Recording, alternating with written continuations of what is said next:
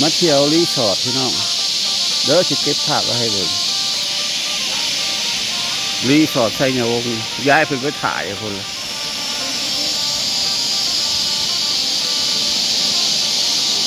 โอ้มีน้ำตกตาได้พี่น้อง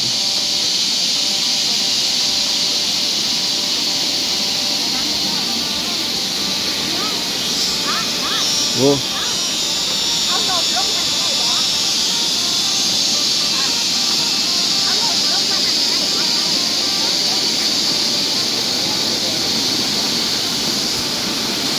น้ำตกตาตาพี่น้องโอ้ครับ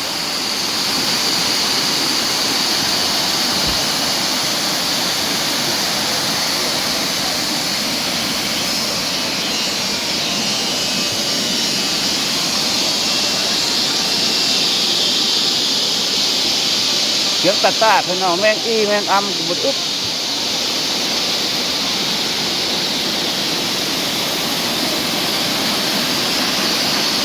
สุดยอด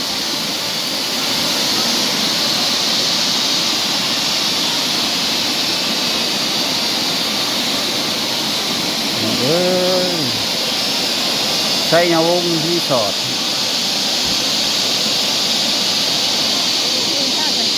ลงได้เหรอยักษ์จะมันกระถางพอๆกำหนดรักไอ้พวกกับว่า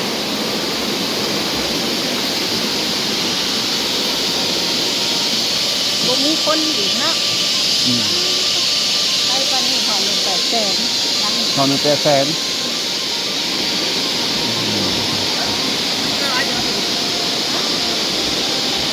เรื่องของนั้นขับอยู่ครับ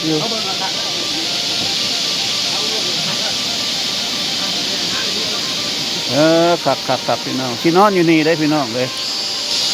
นอนผักอยู่นี่ได้พี่น้อง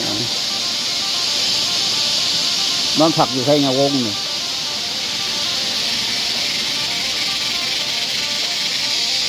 ี่วิวก็ดีพูดอยู่ในป่าในดงพี่น้องคือชมรีสอร์ทนี่แหละ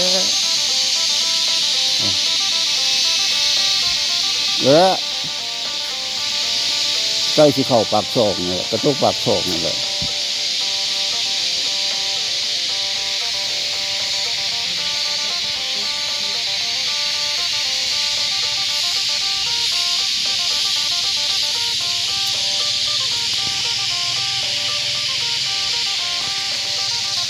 มาแต่อัตตปือเลยมาแหวคำแล้วตอนนี้6 โมงปลายพี่น้องตามไปเด้อลุงก็แก่ข้าหรอ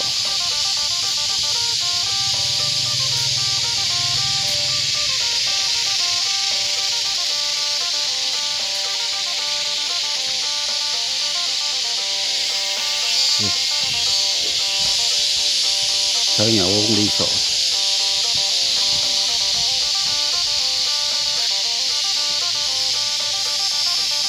นักกมาเลยเนาะพี่เนาะคนบัวมาลายดอกบุญทรงสีแต่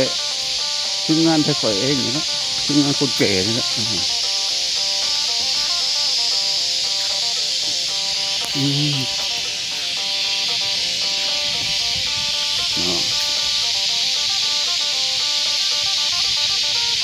นี่ก็บ่อนหาอาหารเพิ่น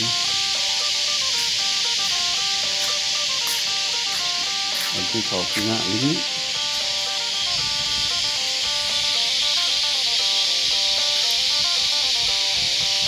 ไปเราหาบนผักที่เป็นจะผักไปอยู่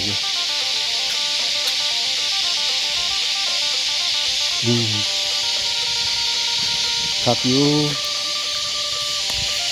ไปอยู่ก็นอนอยู่แล้ว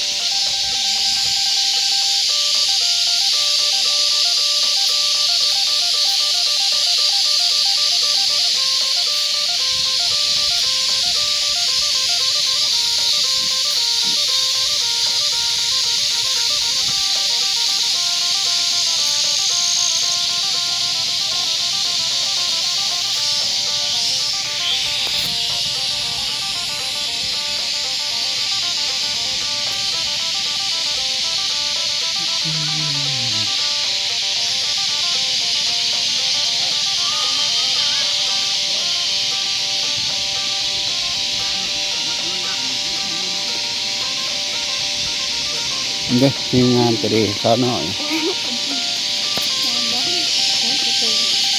เพราะว่าที่งานยังห้าอาหารเหรอ โอ้กับจันทร์พิลึกเนาะ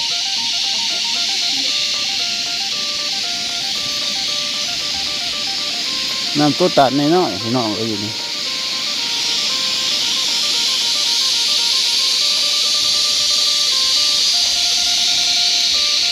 สิมีเท่านี้แหละ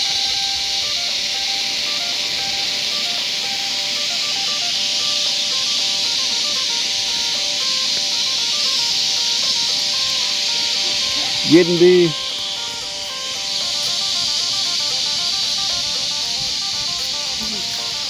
พวกผักกาแฟ ปกติ ได้แขก ปกติ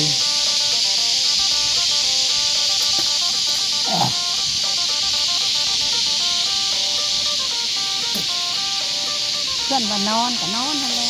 เออ เพื่อนว่านอนก็ไป เอา คนนั้น ถ้าเบิ่งเท่านี้ซะก่อนเนาะพี่น้องเอ้ยยังมีหลายคลิปหลายหยังอยู่เลย คน ก็ ว่าน จะ อน ได้หลายเท่าไหร่ แม นะ วเบี้ยมันจะไปนอนอยู่